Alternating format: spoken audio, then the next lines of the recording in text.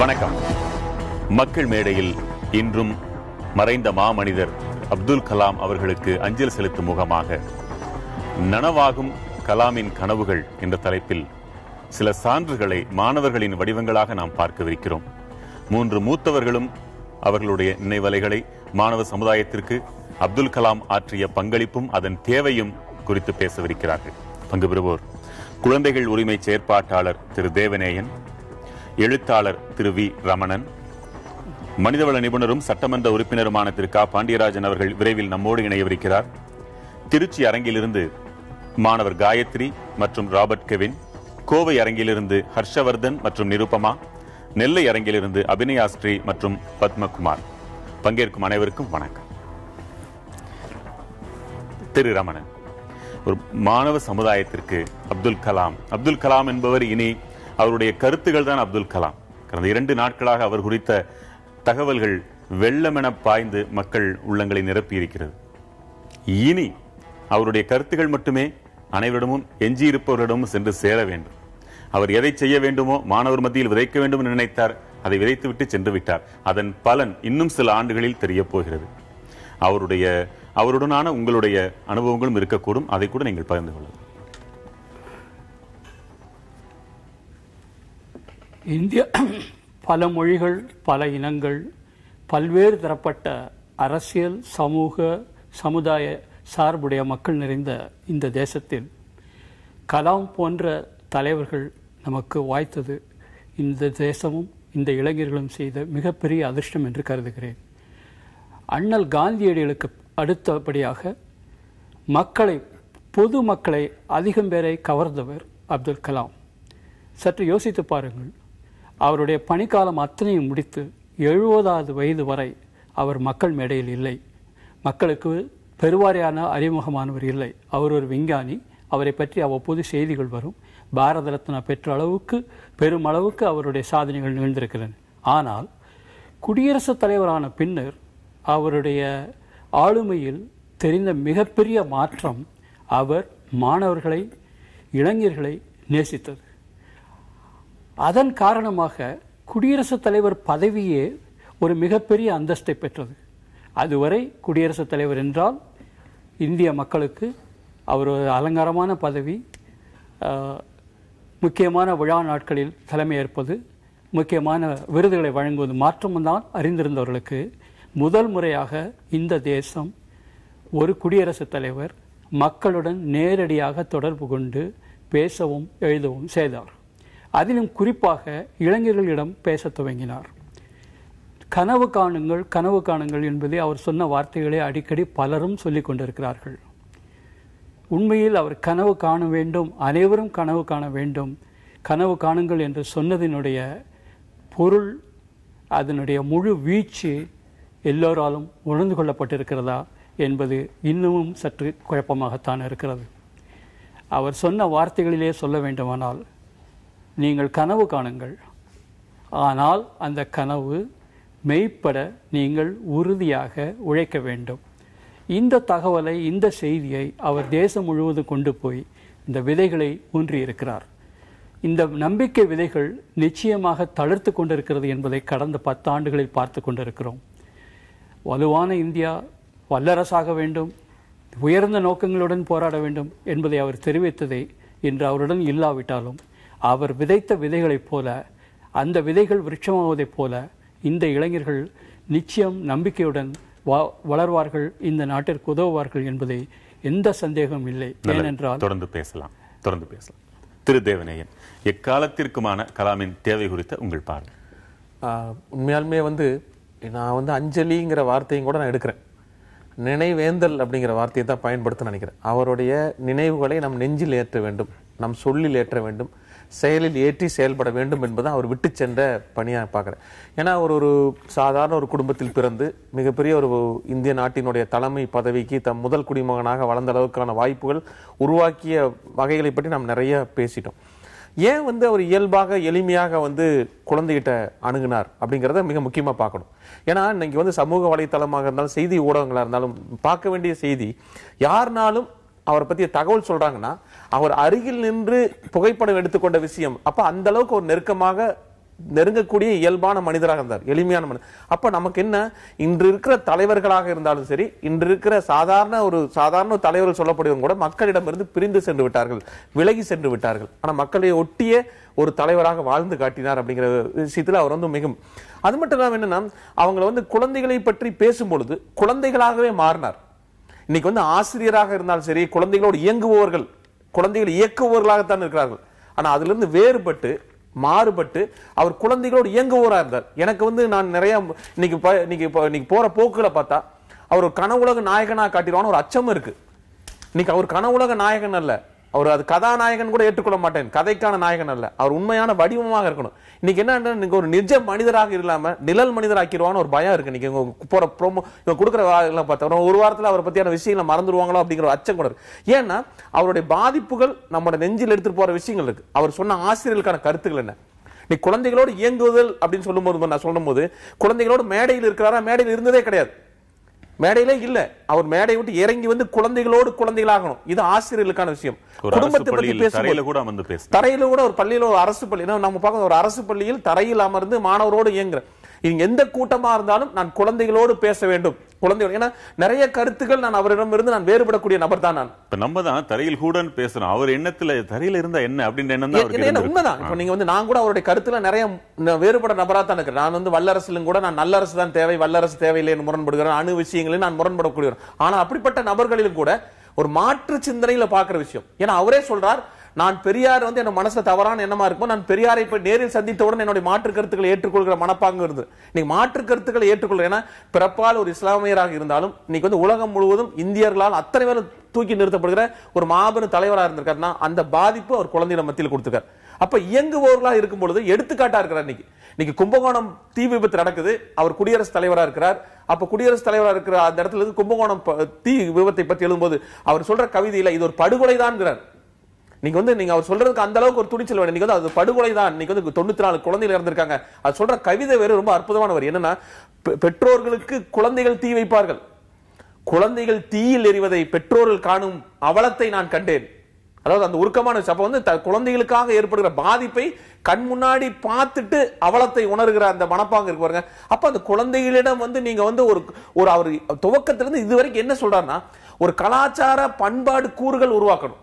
அவர் சொல்றது வெறுமனே இல்ல, கலாச்சாரம் மாறணும், பண்பாடு மாறணும். இந்த கலாச்சாரமும் பண்பாடும் மாறாத வரை நம்ம குழந்தைகளுக்கான விஷயம் இருக்கு. அவர் சொல்லும் போது எனக்கு அவர் எந்த இடத்துல கூட்டத்தில் பேசினாலும், நான் கடந்த 2-3 நாள் அவர் ஒரு 15-20 வீடியோ பார்த்ததுல என்னன்னா, தன்னுடைய துவக்கப்பள்ளி ஆசிரியர் அத்தனை பேர் ஆசிரியரையும் பேர் சொல்றார். அவர் சொல்றார் சிவசுப்பிரமணியம், பீட்டர், எல்லா வார்த்தையும் என்னோட சிவசுப்பிரமணிய ஆசிரியர் என்னை அடித்தார் அப்படின்னு சொல்லிட்டு நான் என்னை ஒழுங்குபடுத்துவதற்கு. ஆனா அதுக்கப்புறம் சொல்றார், அடித்தலுக்கும் படித்தலுக்கும் தொடர்பு இல்லை, அடித்தலுக்கும் படித்தலுக்கும் தொடர்பில்லை. நீ கல்வி குழந்தை நேய அணுகுமுறையில் இருக்கணும், குழந்தை விரும்புற மாதிரி இருக்கணும், தேர்வுக்கான கல்வியாக இருக்கக்கூடாது.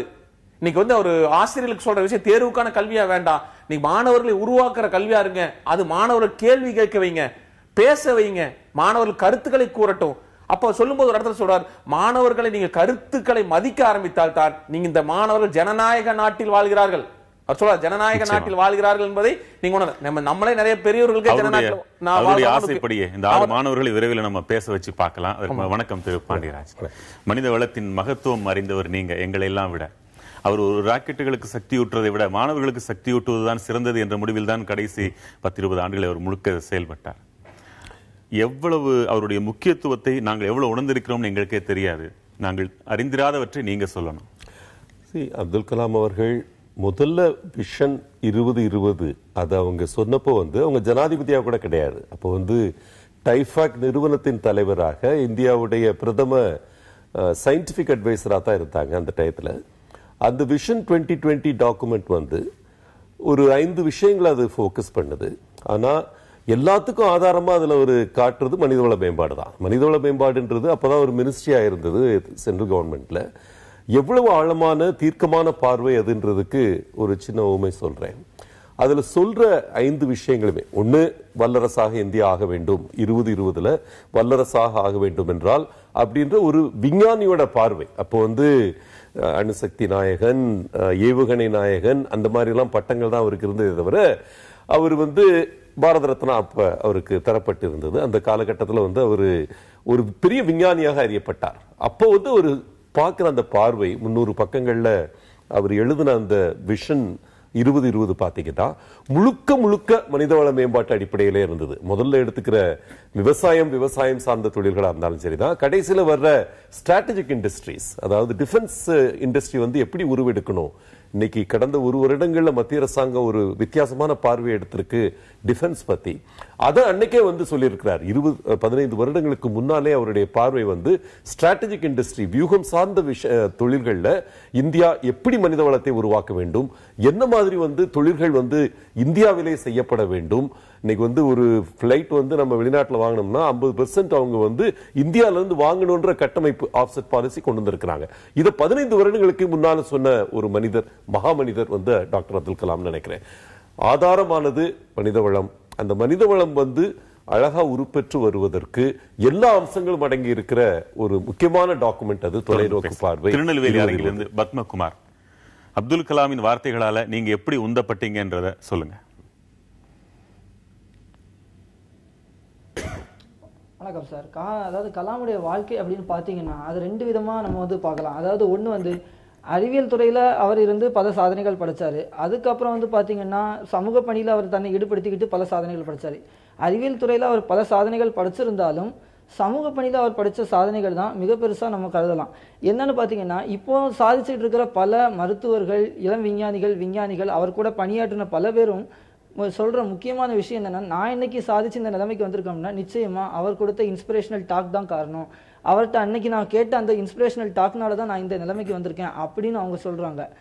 அந்த என் வாழ்க்கையை மாற்றி என் வாழ்க்கையோட பாதையவே மாற்றினது அவர் அந்த சந்திச்ச அந்த தருணம் தான். அவர் அந்த பார்த்த தருணத்தில் என் கண்ணில் வந்து ஆனந்த கண்ணீர் வந்துச்சு. இன்னைக்கு ஆதங்க கண்ணீரால் நிரம்பி இருக்கு. அதுக்கு காரணம் எங்களை விட்டு பிரிஞ்சிட்டீங்களே அப்படின்ற ஒரு ஆதங்க கண்ணீர். சரி, கொஞ்சம் ஆற்றுப்படுத்திக்கோங்க. வெறும் வார்த்தைகள் தான், வார்த்தைகளின் சக்தி, அதன் வெளிப்பாடு எவ்வளவு அற்புதமாக இருக்கு. இந்த மாணவர்கள்லாம் சரியா புரிஞ்சுக்க தொடங்கி இருக்கிறாங்கன்னு நீங்க சொல்றீங்களா ரமணன்? உண்மையிலேயே வார்த்தைகளினுடைய பலம், அந்த வார்த்தைகளுடைய தாக்கம், அதை சொல்பவர்களும் அதை சொல்லும் முறையும் இருக்கிறது. கம்யூனிகேஷனில் அதைத்தான் மிக மிக சிறப்பாக சொல்கிறார்.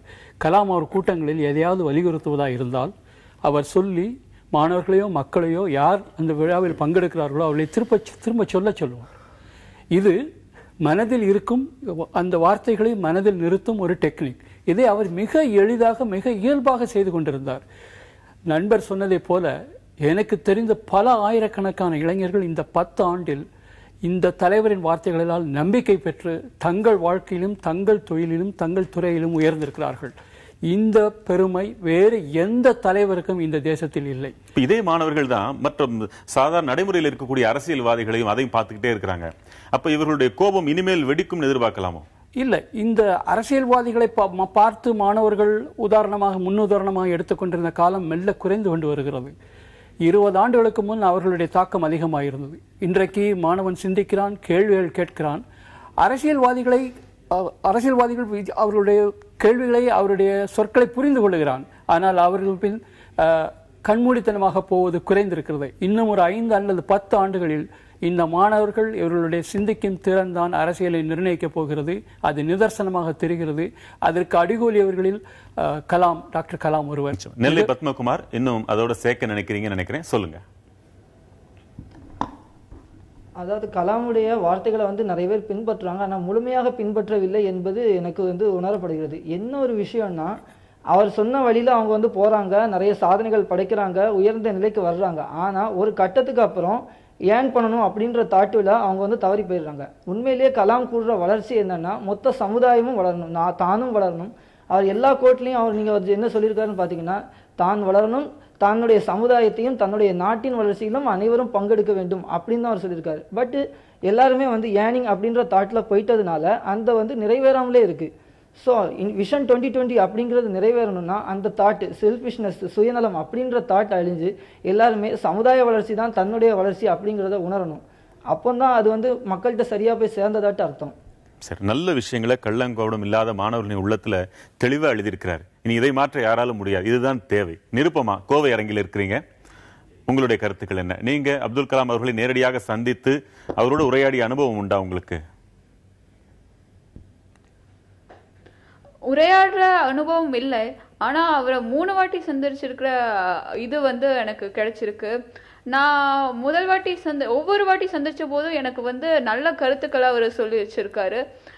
ஒரு வாட்டி மரம் நடுறோம், அதை எவ்வளோ அழகா சொன்னாருன்னா, ஒரு சின்ன நகைச்சுவையான கதை மூலமா சொன்னாரு. நான் ஒரு கிளி வளர்த்தேன், அது பறந்து விட்டது. நான் ஒரு அணில் வளர்த்தேன், அது ஓடி விட்டது. நான் ஒரு மரம் வளர்த்தேன், எல்லாமே வந்து விட்டது. இந்த மாதிரி சொன்னா ஒவ்வொரு மாணவர்கள் மனதில் எவ்வளோ ஆழமாக அந்த கருத்து போய் பதியும்னு அவருக்கு தெரிந்திருந்தது. இன்னொன்னு என்ன சொல்லி, ஒரு வாட்டி பத்திரிகையாளர்களாக கேட்டாங்க, நீங்க இவ்வளோ உயரமாக வளர்ந்ததற்கு எந்த நூல் காரணம்ட்டு. அவர் உடனே சொன்னாரு, திருக்குறள் தான்ட்டு. அதுல இருக்கிற 666வது குறள்ல சொல்றாங்க, நாம ஒரு எண்ணிய செயலை நாம உறுதியாக இருந்தோம்னா அதை கண்டிப்பா வெற்றி பெற முடியும்ட்டு. அதை மாணவர்கள் அவங்க எண்ணியதுல கண்டிப்பா உறுதியாக இருந்தா அவங்க வெற்றி பெற முடியும்ட்டு. இந்த மாதிரி தனது கனவுகள்ல உறுதியா இருந்து நாம கண்டிப்பா வாழ்க்கையில அவரோட லட்சியங்களையும் கனவுகளையும் நாம நிறைவேற்றலாம், நிறைவேற்றி வல்லரசாக்கலாம் இந்தியாவை. இனிமேல் அப்துல் கலாம் இல்லைன்னு சொல்லும் போது அவரோட லட்சியம் என்னோட லட்சியம் கண்டிப்பாக ஆகும். இந்த மாதிரி ஒவ்வொரு மாணவர்களின் லட்சியமும் ஆகும். அது போக எனக்கு ஒரு டாக்டர் ஆகி இந்த நாட்டுக்கு சேவை பண்ணணும்ட்டு கண்டிப்பா ஒரு ஆசை இருக்குங்க. நிச்சயமா அந்த விதைகள்ங்கிற வார்த்தை அடிக்கடி பயன்படுத்துறோம், அது எவ்வளவு பொருத்தமானதுன்றது தெரியுது. விதைகள் பொருத்தமாக இருக்கு. மாணவி சொன்னது மாதிரி இந்த மரம் நடுதலோ அல்லது மரம் வைக்கிறதோ இவர் குடியரசுத் தலைவருக்கு ஆனதுக்கு பின்னரோ அல்லது இந்த மாதிரி சமூக சேவையில் ஈடுபட்ட காலங்களிலேயோ செய்யலை. இவர் எப்போ இதை செய்ய ஆரம்பித்திருக்கிறார்ன்றது பார்த்தா மிக ஆச்சரியமாக இருக்கிறது. அக்னி ஏவுகணை தயாராகி கொண்டிருக்கிறது, கவுண்ட் டவுன் தொடங்கி விட்டார்கள். அதற்காக இந்திய ராணுவ மந்திரி பந்த் அங்கு வந்திருக்கிறார். அந்த மாலை வேளையில் அவர் கடற்கரையில் அவருடைய துறை தலைவருடன் நடந்து போய்கொண்டிருக்கிறார்கள். அப்போது பந்த் கேட்கிறார், நாளை அக்னி சிறப்பாக செயல்பட்டு வெற்றி பெற்றதுக்கு பிறகு உங்களுக்கு என்ன வேண்டும், நீங்கள் எப்படி சிறப்பாக கொண்டாட விரும்புகிறீர்கள் என்று கேட்கிறார். எதிர்பாராத ஒரு கேள்வி இராணுவ அமைச்சரிடமிருந்து இந்த நிர்வாக இயக்குநருக்கு. சற்று நேரம் யோசித்த கலாம் சொல்லுகிறார், எங்களுடைய வளாகத்திற்கு 1,00,000 மரக்கன்றுகள் கொடுங்கள், அதுதான் எனக்கு வேண்டும் என்கிறார். சிந்தனை எங்கு துவங்கி இருக்கிறது பாருங்கள். இவர் மரங்களையும் இயற்கை சூழலையும் நேசிப்பதை பல ஆண்டுகளுக்கு முன்பே துவங்கி இருக்கிறார். அதை இந்த இடத்தில் நினைவுபடுத்த விரும்புகிறேன். இப்போ அப்துல் கலாம் இறந்தது எல்லாத்துக்கும் துக்கமான செய்தியாக தான் இருந்துச்சு. தொடர்ந்து பேசுங்க. ஆனால் முக்காவாசி பேர் துக்கத்திலே ஆழ்ந்தாங்க, துக்க செய்தியாகவே இருந்துச்சு. அவங்களுடைய ஆழ்ந்த துக்கத்திற்கு காரணம் ஏன்னா அவருடைய 11வது ஜனாதிபதி, அதனால அவங்க ரொம்ப துக்கப்பட்டு அவரோட ஏழை எளியோட ரொம்ப சகஜமாக பழகினவர். மாணவர்களோட எங்களை மாதிரி மாணவர்கள் கூட சகஜமாக பழகினவர் அவர் தான். அதனால நான் சொல்றேன், அப்துல் கலாம் ஒரு நல்ல ஜனாதிபதி. குழந்தைகளின் பாராட்டு இதை விட பெரிய பெருமை அவருக்கு என்ன வேணும்? எளிமை. அவர் வாய் வழியாக பல பாடங்களை மாணவர்களுக்கு எடுத்திருக்கலாம், ஆனால் அவருடைய வாழ்க்கை சம்பவங்களே பல நேரங்களில் மிகப்பெரிய பாடங்களா இருக்கும். அது தனித்தனி மனிதர்களோடு எண்ணற்ற சம்பவங்கள், ஒவ்வொன்றும் வெளியில் வந்தால் ஒவ்வொன்றும் ஒரு பாடம் தான். உங்களுக்கு அப்படி நேர்ந்த அனுபவம் ஏதாவது உண்டா? இல்ல, இவர் மிக எளிமையான மனிதர் என்பதை பற்றி இப்போது நிறைய படிக்கிறோம், நிறைய கேள்விப்பட்டு கொண்டிருக்கிறோம். குடியரசுத் தலைவருக்கு ஆன பின்னரும் அவர் எவ்வளவு எளிமையாக வாழ்ந்தார் என்பதையெல்லாம் சொல்லுகிறார்கள். பல ஆண்டுகளுக்கு முன் 90களின் 89 முடிவில் 90களின் துவக்கத்தில் நான் திருவனந்தபுரத்தில் வங்கி பணியில் இருந்தேன். அப்பொழுது ஒரு குறிப்பிட்ட ஹோட்டலில் தான் தென்னிந்திய உணவு கிடைக்கும். இன்றைய நிலைமை வேறு, அன்று அங்குதான் கிடைக்கும். அங்கு காலை உணவு அருந்த போன நான் எதிரில் உட்கார்ந்த ஒரு மனிதன் பாரதியாரின் புதிய பார்வை, பாரதியார் ஒரு புதிய பார்வை என்ற புத்தகம் வைத்திருந்தார். தமிழ் புத்தகம் எதிராக இருப்பவருக்கு ஏதோ தமிழர் போல் இருக்கிறது என்ற ஆர்வத்தில் அவருடன் பேச ஆரம்பித்தேன். பேசிக்கொண்டிருந்த போது தெரிந்த விஷயம், திருவனந்தபுரத்துக்கு 30 கிலோமீட்டர் தொலைவிற்கு தும்பா ராக்கெட் தளம் அப்போதுதான் உருவாகி இருந்தது. அப்போது ISRO பின்னால் தான் பிறக்கிறது. அதற்கு பெயர் அப்பொழுது Vikram Sarabhai research centre, VRC. நான் அதில் பணிபுரிகிறேன், இங்குதான் சாப்பிடுகிறேன் என்று சொன்னார். பெயர் சொன்னார், முழு பெயரும் அப்துல் கலாம் என்றது. நான் ஏதோ சாதாரண அங்கு வேலை செய்வோர் என்று நினைத்து கொண்டிருந்தேன். அருகில் தான் என் அறை இருக்கிறது, வாருங்களேன் என்று கூட்டி போனார். ஒரு சிறிய அறையில் அவர் தங்கி இருக்கிறார். அப்போது நீங்கள் விஆர்சியில் என்ன பணி செய்கிறீர்கள்? நான் அதனுடைய டைரக்டராக இருக்கிறேன் என்றார். ஒரு நிமிஷம் ஆடிப்போனேன். எவ்வளவு எளிமையான மனிதன்! டைரக்டர் என்றால் ஏன் இந்த அறையில் இருக்கிறீர்கள்? உங்களுக்கு தான் வசதியான வீடு கொடுப்பார்களே என்று. ஆம், கொடுத்திருக்கிறார்கள். ஆனால் அங்கு எல்லோருக்கும் வீடு இல்லை. அந்த 2 குடும்பங்களுக்கு பிரித்து கொடுத்து விட்டுட்டு நான் தனியாக இருப்பதால் இந்த அறையில் இருக்கிறேன் என்றார். இந்த மனிதர் இவ்வளவு எளிமையான மனிதராக இந்த துறைக்கு டைரக்டர் என்று நினைத்து கொண்டிருந்தேன். பின்னாளில் என்னுடைய தொழில் வாழ்க்கை, அவருடைய தொழில் எங்கெங்கோ சென்று விட்டோம். கிட்டத்தட்ட 12 ஆண்டுகள் கழித்து அவரை நான் சந்தித்த போது, இதை நினைவுபடுத்திய போது, உங்களை சந்தித்தது எனக்கு நினைவில்லை, ஆனால் அறைக்கு வந்திருக்கிறது எனக்கு நினைவு இருக்கிறது என்றார். இந்த எளிய வாழ்க்கையை, இந்த எளிய மனிதன் இந்தியாவின் மிகப்பெரிய உச்ச பதவிக்கு போன பின்னும் அதே நிலையில் இருந்து மிக எளிமையாக, ராஷ்டிரபதி பவனில் அவ்வளவு அறைகள் இருந்த போதும் மிக எளிமையாக வாழ்ந்திருக்கிறார். இவருடைய எளிமையை பற்றியும் இவருடைய வாழ்க்கையை பற்றியும் இவருடைய உதவியாளர் நாயர் ஒரு புத்தகம் எழுதியிருக்கிறார். அனைவரும் அவசியம் படிக்க வேண்டிய புத்தகம். தமிழிலும் இப்பொழுது வந்துவிட்டது. அதில் ஒரு நாள் இவர் அறையில் தூங்க முடியாமல் தவித்துக் கொண்டிருந்திருக்கிறார். காலையில் உதவியாளரிடம் சொல்லுகிறார், நேற்று இரவு புறம் நான் தூங்கவில்லை. ஏன் என்னை எழுப்பி இருக்கலாமே? எனக்கு தான் தூக்கமில்லை, ஒன்னையே நான் கெடுக்க வேண்டும், நான் எழுப்பவில்லை. ஏன் தூங்கவில்லை? ராஷ்டிரபதி பவனில் ஒரு அறையில் மழை நீர் ஒழுகுகிறது. எனக்கு கவலையெல்லாம், எனக்கே இப்படி ஒழுகிறதா இருந்தால் இங்கு பணி செய்யும் அத்தனை பேருடைய குவார்டர்ஸிலும் எவ்வளவு நீர் ஒழுகி இருக்கும், காலையில் போய் பார்க்க வேண்டும் என்கிறார். என்ன எளிமையான வாழ்க்கை! என்ன ஒரு அம்சங்கள்ல எல்லா அம்சங்களையும் ஓட்டைகள் இருக்கத்தானே செய்யும். ராஷ்டிரபதி பவனும் அதுக்கு விதிவிலக்கு இல்லை போல இருக்கு. இல்லைன்னு அப்ப இப்பதான் புரியுது. அவர் இருந்ததே அந்த ஒற்றை அறையில் தான். அதுலயும் ஒழுகலாம். அது ஒழுகலாம் மாத்திரம் இருந்ததில்லை. அது ஒழுகிறது என்பதற்காக கோவித்துக் கொண்டு வேற ஒரு அறைக்கு போகாமல் இந்த மனிதர் அங்கு தங்கி இருந்து தன்னுடன் வேலை செய்பவர்கள் எப்படி சபர் பண்ணுவார்கள் என்பதை சிந்தித்திருக்கிறார். அது மனதில் மிகப்பெரிய தாக்கத்தை, ஒரு நாயர் எழுதி எத்தனையோ விஷயங்களில் இது மிகப்பெரிய தாக்கத்தை உருவாக்கி இருக்கிறது. எளிமை என்பது இவருடன் பிறந்தது. நாம் அனைவரும் கற்றுக்கொள்ள வேண்டியது. பதவியோ பட்டமோ தொழிலோ தொழிலின் உயர்ச்சியோ நம்மை அடைவதால் நாம் மாறிவிடக்கூடாது என்பது இந்த மனிதர் இந்த தேசத்துக்கு சொன்ன செய்தியாக. சொன்னது வெறும் சம்பவம் அல்ல. இதன் மூலமாக நீங்க எத்தனை பேரை சவுக்கால் அடிச்சிருக்கீங்கன்னு உங்களுக்கும் தெரியாது, எனக்கும் தெரியாது. அது பார்ப்பவர்கள் மட்டுமே உணர்வார்கள். எனக்கு ஒரே ஒரு இந்த தருணத்தில் குறிப்பிட விரும்புறேன். திரு அப்துல் கலாம் அவர்களை ராஷ்டிரபதி பவன்ல சந்திச்ச ஒரு 1.5 மணி நேரங்கள் மறக்க முடியாத நேரம் எனக்கு. இசைஞானி இளையராஜா அவர்களுடைய திருவாசகம் சிம்பனி அந்த இது லான்ச் பண்றப்ப அதுல ஒரு டைரக்டரா இருந்தேன் அந்த நிறுவனத்துல. அந்த நிகழ்ச்சி அரேஞ்ச் பண்ணி கூட்டு போயிருந்தோம் டெல்லிக்கு. இசைஞானியும் நாங்க அந்த நிறுவனத்தை சார்ந்தவங்க 3 பேரும் போயிருந்தோம். ஒரு 1.5 மணி நேரம் அவர் தமிழை பற்றியும் திருவாசகத்தை பற்றியும் சிடி போட்டு வச்சுட்டு அப்படியே அந்த சிடியோட சேர்ந்து பாடுறாரு. அதுல ஆங்கிலத்தில் இருக்கிற நிகழ்வுகள், அந்த கவிஞரை பத்தி, அந்த கலைஞரை பத்தி எந்த அளவு டீப்பா பேச முடியுமோ அந்த அளவு டீப்பா பேசினாரு. அப்புறம் ஒரு 10 நிமிஷத்துல எங்களை கூட்டிட்டு முகல் கார்டன்ஸ் போயிட்டாரு. பக்கத்துல அதுல இருக்கிற ஒவ்வொரு பூவும், ஒவ்வொரு கொடியும், ஒவ்வொரு செடியும் ஏதோ ஒரு வளர்த்த பிள்ளைய மாதிரி ஒண்ணுன்னா சொல்லி தொட்டு தடவி அந்த இடத்துல ஒரு சிறு குழந்தையுடைய குதூகலத்தோட ஓடி ஓடி போறாரு, அப்படி ஜம்ப் பண்ணி போறாரு. ஒவ்வொரு இடத்துக்கும் தாண்டி தாண்டி போய் அவ்வளவு அருமையான அனுபவம் எங்களுக்கு 1.5 மணி நேரம். அதே மாதிரி இன்னொரு 1.5 மணி நேரம் எனக்கு கிடைச்சது. இணைந்து நாம் அப்படின்னு ஒரு கார்பரேட் நிறுவனங்களும் என்ஜிஓக்களும் ஒருத்தருக்கு ஒருத்தர் சப்போர்ட்டா இருக்கிறதுக்கு அதை துவங்கி வச்சாரு. அந்த இதை நடத்துறதுல எனக்கு ஒரு பங்கு இருந்தது. சென்னையில அது அப்புறம் அப்போ ஒரு ஜனாதிபதியா இல்லாம இருந்தப்போ வந்தது. இணைந்து நாம் பேர் வைக்கிறப்போ இந்த மாதிரி ஒரு பாலத்தை உருவாக்குறோம். அப்போ 99 பேர் வைங்க அப்படின்னாரு. இணைந்து நாம் 99 வைங்க. ஏன் சார் 100 கரெக்டா இருக்குமே, 50 நிறுவனங்கள் 50 என்ஜிஓஸ் அப்படின்னு. நான் தான் அந்த 100 அப்படின்னாரு. பார்க்கணும் அந்த இடத்துல மேடையில வச்சுட்டு இணைந்து நாம் 99 வைங்கன்னு. அந்த திட்டம் எப்படி நடக்குது 2 வருஷமா அதை ரிவ்யூ பண்ணி ரொம்ப ஒரு குழந்தை மனத்துடன் அவர் செய்யறவர். தமிழ் மேல அவர் வைத்திருந்த அந்த காதல் மறைமுகமாக தாய் வழி கல்வியின் அவசியத்தை, குறிப்பா தமிழ் மொழி வழி கல்வியின் அவசியத்தை ஒரு மாணவர்களுக்கு எவ்வளவு தேவைங்கிறத அவர் உணர்த்தியிருக்காரு நான் நம்புறேன். ஒரே ஒரு நொடி. ஹர்ஷவர்தன், கோவை அரங்கத்தில் இருக்கிறீங்க, உங்களுக்கான நேரம், பேசலாம்.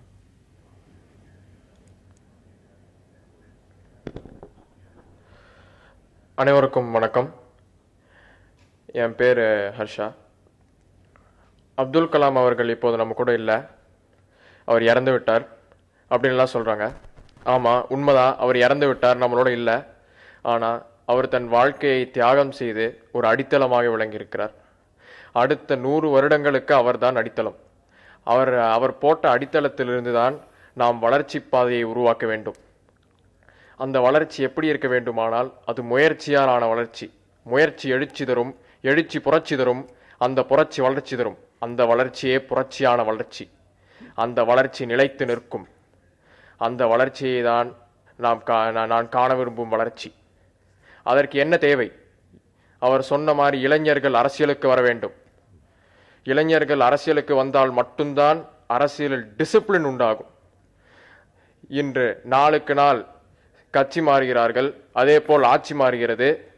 முன்பு ஊழல் இருந்தது, அந்த ஊழலை இப்பொழுது பேச்சால் நாங்கள் ஊழலை அழிப்போம் என்று சொல்கிறார்கள்.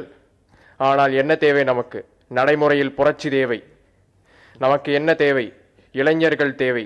இளைஞர்கள் அனைவரும் இன்ஜினியர், டாக்டர் என்று மற்ற நாடுகளுக்கு, மற்ற தொழில்களுக்கு போய்விடுகிறார்கள். ஆனால் அரசியலுக்கு இளைஞர்கள் வருவதில்லை. வாரிசு அரசியல் மட்டும்தான் இன்று நம் நாட்டின் விதிவிலக்காக இருக்கிறது. அனைத்து அரசியல் தலைவரின் வாரிசும் அரசியலுக்கு வருகிறார். அனைவரும் நாட்டின் வளர்ச்சிக்காக போராடுவதில்லை, தங்களின் வளர்ச்சிக்காக போராடுகிறார்கள், தங்களின் வளர்ச்சிக்காக உழைக்கிறார்கள். நாட்டு மக்கள் 5 ஆண்டுகளுக்கு ஒரு முறை வாக்களிக்கிறார்கள், வாக்கு மட்டுமே அளிக்கிறார்கள். வேறு எதுவும் அவர்கள் கையில் இல்லை. அனைத்தும் இன்று இருக்கும் அரசியல்வாதிகளின் கைகளில் தான் இருக்கிறது. அப்துல் கலாமிடம் ஒரு முறை ஒரு இன்டர்வியூவில் மறுபிறவி என்று ஒன்று இருந்தால், நான் மறுபிறவியை நம்பவில்லை, ஆனால் மறுபிறவி என்று ஒன்று இருந்தால் நீங்கள் எங்கு பிறக்க விரும்புகிறீர்கள் என்று கேட்டார். அதற்கு அவர் சொன்ன பதில், நான் இந்தியாவில் தான் பிறப்பேன், அதுவும் ஒரு வளர்ச்சி அடைந்த இந்தியாவில் மட்டும்தான் பிறப்பேன் என்றார். அப்துல் கலாம் மறுபடியும் இந்தியாவில் பிறப்பாரா என்று எனக்கு தெரியாது. ஆனால் அடுத்த 30 ஆண்டுகளில் பிறக்கப் போகும் ஒவ்வொரு குழந்தையும் அப்துல் கலாமின் மறுபிறவியாக பிறக்க வேண்டும், ஒரு வளர்ச்சியான இந்தியாவில் பிறக்க வேண்டும். அதுக்கு உங்க பங்கும் எங்க பங்கும் மெய்ப்பட வேண்டும். நிறைய உழைக்க வேண்டியிருக்கும், உழைக்க தயாராக நம்ம தொடர்ந்து பேசலாம். ரொம்ப வியப்பா கனவு மெய்ப்பட வேண்டும் என இளைஞர்கள் கூட இல்ல, பள்ளி மாணவர்கள் தான். அவர் பேசுறாரா அல்லது அவருக்குள்ள இருந்து ஒரு 83 வயது அந்த மனிதர் பேசுறாரா? வியப்பா இருக்கு. தெளிவான சொல்லாடல் முழுக்க அப்துல் கலாம் அவர் உடலுக்குள்ள இறங்கி இருக்கிறதா படுது. உண்மையாலுமே அவர் சொல்ற வார்த்தையில் சொன்னா, குழந்தைகள் நமக்கு தெரியாமலே நம்மோடு நிறைய கற்றுக்கொள்கிறார். நம்மிடம் இருந்து நாம் அறியாமலே நமக்கு நிறைய கற்றுக் கொடுக்கிறார்கள். நாம் அவரிடம் இயங்கும் போது எச்சரிக்கையோடும் கவனத்தோடும் இருக்க வேண்டும் அப்படிங்கிறார். இப்போ அவர் சொல்ற விஷயம் ரொம்ப முக்கியம். குழந்தை தான் எனக்கு நிறைய கற்றுக் கொடுக்கிறார்கள் அப்படின்னு. இப்போ இதெல்லாம் நீங்க இந்த குழந்தைகிட்ட மத்தியில் இயல்பாகவே நீங்க நான் எனக்குலாம் நினைவு தெரிந்து ஒரு 40 ஆண்டு நான் தாண்டி தான் புரட்சிங்கிற வார்த்தை, இந்த வயதுல ஒரு புரட்சிங்கிற வார்த்தை உச்சரிக்கிறது இன்னும் நல்ல ஒரு அது ஒரு நல்ல ஒரு செய்தி. ஏன்னா நாளைக்கு அந்த குழந்தை ஏன் அவர் அடிக்கடி சொல்வார், கலாம் சொல்ற விஷயத்துல நான் முரண்பட்டாலும் ஏன் ஏன் ஏன் அப்படி கேள்வி வைங்க அப்படின்னா தான் உனக்கான வளர்ச்சி வரும். தம்பி சொல்ற வளர்ச்சி. ஒரே ஒரு சந்தேகம், அப்துல் கலாம் சாதாரண குடும்பத்திலிருந்து பிறந்து வளர்ந்தார்னு எல்லாரும் சொல்றோம். இன்றைக்கும் 60-70% மேற்பட்ட மக்கள் சாதாரண மிக மோசமான சூழல தான் பிறந்துதான் வளர்றாங்க. அப்படிப்பட்டவர்களின் தன்னம்பிக்கையை உடைத்து நொறுக்குவதற்கு லட்சம் காரணங்கள் இன்னைக்கு இருக்கத்தான் செய்யுது. ஆமா, அதையும் மீறி ஒரு இந்தியா முழுக்க இருக்கிற குழந்தைகளுக்கு ஒரு ஒற்றை மனிதன் தனக்கு தோழனாக, நேரு குழந்தைகளுக்கு எல்லாம் மாமான், அப்படி ஒரு மனிதன் இந்த காலத்திலும் இருக்கிறார்னா அது உளவியல் ரீதியாக ஒட்டுமொத்த மாணவ சமுதாயத்திற்கும் ஒரு அவ்வளவு பெரிய தன்னம்பிக்கை தருமோ? தன்னம்பிக்கை தரும் அப்படிங்கிற தாண்டி உள்ள அப்படி ஒரு தலைவன் இல்லாம போயிட்டாங்க. நீ குழந்தைகளுக்காக, குழந்தைகளால் நேசிக்கப்படுகிற தலைவர் யாருமே இல்லை. குழந்தைகளுக்காக தலைவராகவும் இல்லை, குழந்தைகளோடு இயங்குகிற தலைவரும் இல்லை, குழந்தைகள் சிந்தனை கொண்ட தலைவரும் இல்ல. ஏன்னா இன்னைக்கு தமிழ்நாடு நம்முடைய உலக இந்த நாட்டில் பார்க்கும்போது குழந்தைகளுக்கான கவிஞர்கள் கிடையாது. தங்கள் குழந்தைகளுக்காக தலைவர்களானவங்க இருக்கு. ஆமா, அது தன்னுடைய குழந்தைகளுக்காக, அதுல தெளிவா தன்னுடைய குழந்தைகளுக்காக தலைவர் ஆகிக்கிற நிலைமை தான் இன்னைக்கு இருக்கு, தன்னுடைய குடும்பத்திற்காக வேண்டியிருக்கு.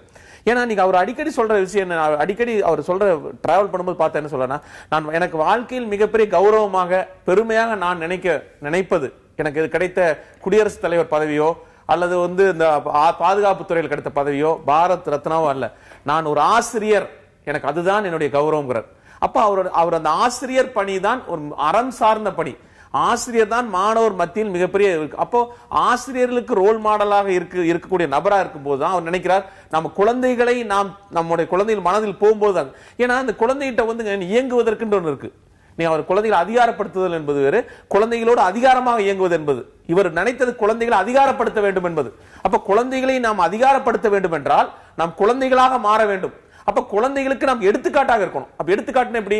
ஒரு ஆயிரக்கணக்கான குழந்தைகள் மேடையில் இருக்கிறாங்க, அந்த இதுக்காக மேடைக்கு போறார், மேடையில் மத்தியில் இவருக்கு தனியாக ஒரு இருக்கை, அழகான ஒரு ராஜாவுக்காக ஒடுக்கப்படுகிற இருக்கை இருக்கிறது. உடனே என்ன பண்றார், மேடைக்கு போன தலைவர் வரல, மேடைக்கு எல்லாரும் எல்லா குழந்தைகளும் எந்திரிச்சு நின்று இருக்காங்க. உடனே சொல்றார், அந்த இருக்கையை அகற்றுங்கள், எனக்கு எளிமை. அப்போ அங்க சமத்துவம் என்கிற சொல்வது எளிமை, சமத்துவம் என்பது பேசுவது எளிமை, சமத்துவத்தை நடைமுறைப்படுத்துவது மிகப்பெரிய கடினம். அப்ப சமத்துவத்தை நடைமுறைப்படுத்துவதற்கான முயற்சி அந்த குழந்தைக்கு என்ன வரும், எல்லாரும் சமமானவர்கள் இந்த தேசத்தில் அப்படிங்கிற விஷயத்தை முயற்சி பண்ணிருக்காரு அப்படிங்கிற ஒரு பண்பாட்டு கூறு குழந்தை மனசுல பதியும். அப்ப அடுத்தது தான் அவர்கிட்ட கேள்வி கேட்க முடியும், அவர்கிட்ட செய்தி சொல்ல முடியும். அப்ப இந்த நாட்டினுடைய பதில் சொல்ற கடமையாளராக, முதல் கடமையாளராக நான் இருக்கிறேன் அப்படிங்கிற முதல் பதில் சொல்ற கடமை. நிறைய நேரத்தில் குழந்தைகளுக்கு கருத்துக்களை நாம் மதிப்பதே இல்லை. நீ என்னத்துக்கு பேசுற, நீ வாய மூடுறா, நீ பேசாத, நீ சொல்லாத, கேட்காத. அவர் சொல்றார், நீ சொல். நான் ஒரு இடத்துல ஒரு குழந்தை ரொம்ப ஆச்சரியமான கேஸ், லஞ்சம் தலை விரித்தாடுகிறதே, நீ கண் முன்னாடி நீங்க லஞ்சத்தை தவிர்க்க மாட்டீங்களா? அப்போ அதுக்கு சொல்ற. உடனே அந்த மாணவட்டம் ஏதோ ஆசிரியர் அங்கிருந்து ஓரத்துல இருந்து காட்டாரு, ஏன் வாய மூடு, நீ என்ன இந்த கேள்வி கேட்கற? உடனே அங்கிருந்து மேடையிலிருந்து அதை பாக்குறார். உடனே அந்த குழந்தையை வர சொல்றாரு, பக்கத்துல வர சொல்லி, நீ என்ன வேணா கேள்வி கேளுப்பா, உன்னை யாரும் சொல்லிக் கொடுக்கல, நீ தானே கேட்கிற, நீயே தானே கேட்கிற. ஆமா, நானே தான் கேட்கிறேன். அப்ப அந்த தன்மை, அந்த ஜனநாயக மரபு, அந்த பண்பாடு அந்த குழந்தையிலிருந்து வளரணும்னு விருப்பப்பட்டவர். ஆனால் அவர் இருந்த சூழல் வேறு. அந்த ஆசிரியர் சொன்னீங்களே, அவர் ஒற்றை ஆசிரியரா அல்லது இந்திய ஆசிரியர்களின் பிரதிநிதியா? இந்திய ஆசிரியர் பிரதிநிதியா தான் நான் பாக்குறேன்.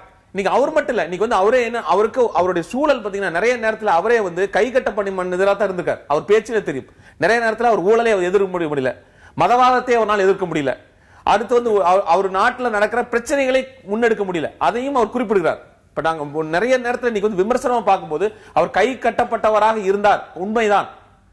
ஆனால் இப்ப சமீப காலமாக அவருடைய டிராவல் பண்ணி லேட்டஸ்டா பேசப்படுகிற விஷயத்தில் அவர் பேசுறார், இந்த நாட்டில் நிறைய கவர்னன்ஸ் மாறணும், இந்த நாட்டினோட கவர்னன்ஸ் அவர் ரொம்ப முக்கியம், ஆளுமை மாறணும், ஆளுகை மாறணும் அப்படிங்கிற விஷயத்துல சிறப்பாக அதுக்குள்ள என்ன சொல்ல வர்றாருன்னா, இது இந்த குழந்தைகள் மத்தியில ஒரு பண்பாட்டு கூறா வளரணும். அப்ப அது பண்பாட்டு கூறுக்கான விஷயமா கல்வியில் என்ன பண்ணலாம், சூழல் என்ன பண்ணலாம். ஏன்னா அவர் கடைசி காலத்துல அவர் பேசும்போது, கடைசி முன்னாடி சமீபத்தில் 6 மாசம் இயற்கையை பற்றி நிறைய பேசுறார், இயற்கை வேளாண்மை பற்றி பேசுறார், இயற்கை உணவை பற்றி பேசுறார். அப்ப அவர் என்ன சொல்றார், அவர் சொல்றார், நான் முன்னாடி யோசித்த விஷயங்களே எனக்குள் மறு ஆய்வு செய்கிறேன். அப்படி நான் பார்க்கும்போது இன்னொரு 10 ஆண்டுகள் இருந்தா அவர் குழந்தை உரிமை சார்ந்த விஷயம், உரிமை சார்ந்த பார்வை, அடுத்து நல்ல ஆளுகை சார்ந்த விஷயத்துக்கு முன்னெடுத்திருப்பார், நல்ல அரசு என்று பேசியிருப்பார் நினைக்கிறேன். இப்படி அவர் சொன்னதை சொல்லும் வேலையை நம்ம செஞ்சுக்கிட்டே இருந்தா கூட போதும்னு தோணும். வணக்கம். மனிதனா பிறக்கிறது அப்படிங்கிறதே ஒரு மிகப்பெரிய விஷயம். அதுலேயும் அப்துல் கலாமை போல ஒரு மனிதனா பிறக்கிறது, ஒரு ஆசானா பிறக்கிறதுங்கிறது மிகப்பெரிய விஷயம்.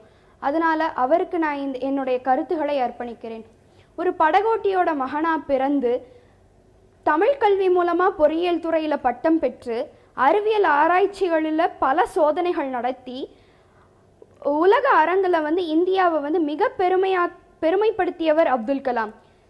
அவருக்கு ஜனாதிபதி பதவி கொடுத்ததனால் அவர் பெருமை அடைந்ததை விட அவரால் அந்த பதவி பெருமை அடைந்தது என நான் கருதுகிறேன். இன்றைய மாணவ சமுதாயத்தில் ஏழ்மை, தமிழ் கல்வி இவ்விரண்டும் மிகப்பெரிய சவாலாக உள்ளது.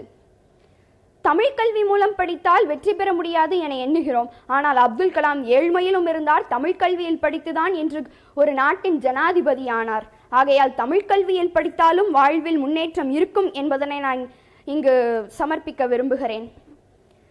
நாம் நேரு எங்கள் மாமா, காந்தி எங்கள் தாத்தா என்ற நம் பெற்றோர்கள் புகைப்படத்தை காட்டி எங்களை வளர்த்தார்கள். ஆனால் அப்துல் கலாமை நாங்கள் நேரில் சந்தித்திருக்கிறோம். அவருடைய கனவை நினைவாக்க வேண்டிய பொறுப்பு எங்களிடம் உள்ளது. ஆகையால் அதற்கு வழியாற்ற வேண்டிய கடமை ஆசிரியர்களிடமும் உள்ளது. கலாமின் கனவை நிறைவேற்ற வேண்டிய பொறுப்பு எங்களிடமும் ஆசிரியர்களிடம் இருக்கிறது. ஆகையால் ஆசிரியர்கள் எங்களுக்கு துணை புரிய வேண்டும் என்கிற வேண்டுகோளை இச்சபையில் நான் வைக்கிறேன். நன்றி. ரொம்ப சந்தோஷமா இருக்கு அந்த அம்மா கேட்கிற, அந்த பொண்ணு கேட்கிற விஷயம். எவ்வளவு தெளிவு, எவ்வளவு tremendous clarity. ஆசிரியர்கள் என்ன செய்யணுங்கிறத மாணவர்கள் சுட்டி காட்ட ஆரம்பிச்சிட்டாங்க. அருமையா இருக்கு, அருமையா இருக்கு.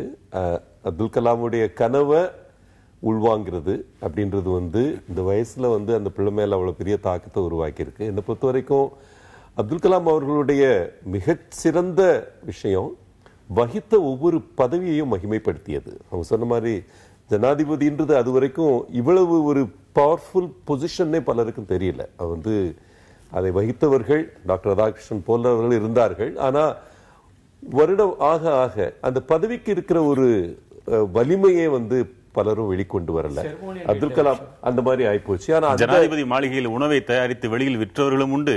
நாற்காலியை கூட கொண்டு போய் ஏறத்தாழ மீண்டும் பறித்து திரும்ப வேண்டிய நிலைக்கு சிலர் வைத்ததும் உண்டு. அப்படிப்பட்டவர்களுக்கு ஒரு தொலைநோக்கு பார்வை 2020 ஆர்டிகுலேட் பண்ண அன்னைக்கு இருந்த பிரைம் மினிஸ்டர் வாஜ்பாய் அலோவ் பண்ணதே பெரிய விஷயம் நினைக்கிறேன். ஆனா வாஜ்பாய் அவருக்கும் இருந்த ஒரு உன்னதமான உறவு அந்த 2 வருடங்கள் 2022 இருந்து 2004 வரைக்கும் அந்த உன்னதமான சூழ்நிலை வெளிநாட்டுல அந்த அளவுக்கு தாக்கம் இருந்தது. அந்த காலகட்டத்தில் தான் உங்களுக்கு இந்தியா என்றது ஒரு வலிமையான தேசம் என்பது உணர துவங்கினாங்க. உலகத்துல இருக்கிறவங்க உணர துவங்கிய காலகட்டம் அது. அதுக்கு முழு முதற் காரணம் அன்னைக்கு இருந்த என்னுடைய சந்தேகம். இப்ப அரசாங்கமே மனித வளத்தை மேம்படுத்துவதற்காக திறன் பயிற்சி எல்லாம் கொடுக்கறாங்க. அதற்கு பணம் வேணும். கணக்கு போட்டா கோடி கணக்குல வரும், நூற்றுக்கணக்கான கோடிகள் வரும். நீங்களும் அறியாதது இல்ல. இவங்க இத்தனை பேரையும் அப்துல் கலாம் தான் விதைச்சதா தெரியுது. ஒரு அரசாங்கம் செய்து தீர வேண்டிய பணியை ஒரு ஒற்றை அரசாங்கமாக தனி மனிதராக இலவசமாக செய்து தந்திருக்கிறார்னா அதனுடைய மதிப்பு எவ்வளவு நீங்க கணக்கு போடுவீங்க? யோசிச்சு பாருங்க. 2003 இண்டிபெண்டன்ஸ் டேல தான் முதல் முறையாக வாஜ்பாய் அவர்கள் இந்த ஸ்கில் டெவலப்மெண்ட் மிஷன் பத்தி பேசுறாரு. இந்த மனிதவள மேம்பாடுல இருக்கிற அடிப்படையான விஷயமான ஸ்கில் டெவலப்மெண்ட் அப்படின்றது. நீங்க கேட்கிற ஒரு உன்னதமான கேள்வி. 1 கோடி பிள்ளைங்களை நான் சந்திச்சிட்டேன் அப்படின்னு அப்துல் கலாம் அவர்களே சொல்லி இருக்கிறாரு. அவர் அக்கௌண்ட் வச்சுட்டு இருப்பாரு. ஒரு பொன்ராஜ் அவர் கூட இருந்த உதவியாளர் வந்து இன்னைக்கு எத்தனை பிள்ளைகளை பார்த்துருக்கோன்னு அக்கௌண்ட் வச்சு அதை கம்ப்யூட்டர்ல கால்குலேட் பண்ணிட்டு இருப்பாங்க. 1 கோடி பிள்ளைகளுக்கு மேல நேர்ல சந்திச்சு ஒரு ஜனநாயக முறையில அவர் 1 மணி நேரம் பேசினார்னா அதுல வந்து 30 நிமிஷமாவது கீழே இருக்கிறவங்க கேள்வி கேட்கணும்னு விரும்புவார். அதை வச்சு அவரு ஒரு ட்ரிகர் எடுத்து பண்ணுவாரு.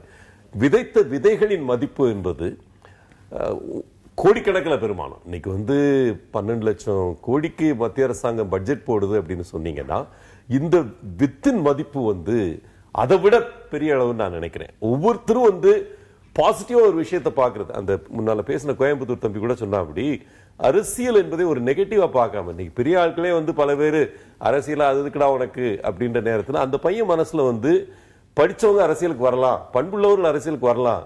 எனக்கு ரொம்ப சந்தோஷமா இருக்கு அந்த பையன் பேசுனது வந்து அந்த எண்ணம் உள்ள போயிருக்குன்றது பெரிய விஷயம். ரொம்ப ஈஸியா வந்து சயின்டிஸ்டாக, இன்ஜினியராக, டாக்டராக அப்படி வந்து நீ ஒரு பங்களிப்பு பண்ணுன்னு சொல்றது பெரிய விஷயம் கிடையாது. ஆனா எந்த நேரத்திலையும் அந்த பார்வை இழந்த பெண்ணை பத்தி அப்துல் கலாம் பேசினதை எல்லாரும் சொல்லுவாங்க. என்ன ஆக போறேன்னு கேட்டோன்னே இந்தியாவோட முதல் பார்வையற்ற ஜனாதிபதி ஆக போறேன் அப்படின்னு அந்த பிள்ளை சொல்லிச்சான். அப்போ வந்து அதுக்கு அப்துல் கலாம் அவர்கள் கொடுத்த பதில் வந்து லெஜெண்டரி. அவர் என்ன சொல்றாருன்னா அரசியல் என்பது ஒரு நல்ல விஷயம், ஜனாதிபதி என்பது என்ன, அதுக்கு உள்ள வாய்ப்புகள் என்ன, அதுக்கு உள்ள இருக்கிற பவுண்டரிஸ் என்ன, இதெல்லாம் அழகா எக்ஸ்பிளைன் பண்ணுவாரு. பாரதி சொன்ன மாதிரி அது தந்த பொருளை அப்படின்னு ஒரு பாட்டு சொல்லுவார் பாரதி. அரசியல் என்பது ஏதோ வந்து சாக்கடை அரசியல் தான், அதுல இருக்கிறவங்களா வந்து சாக்கடையில இருக்கிற பன்றிகள் அந்த ரேஞ்சில் சில பேர் பேசிட்டு இருந்த காலகட்டத்தில் அரசியலையும் மகிமைப்படுத்தியவர் அப்துல் கலாம் அவர்கள். எந்த காலத்திலையும் வந்து ஒரு அரசியல்வாதிய தனிப்பட்ட முறையில் அவர் விமர்சித்தது கிடையாது. அவர் அரசியலுக்கு வந்து 2002 இருந்து அரசியல் தான் இருக்கார். அது வந்து நீங்க அரசியல் அவரை கொஞ்சம் பாடாப்படுத்தினது உண்மைதான், பெரிய அளவில் உண்மை. பிரச்சனை திருச்சியிலிருந்து உங்களுக்கான நேரம்.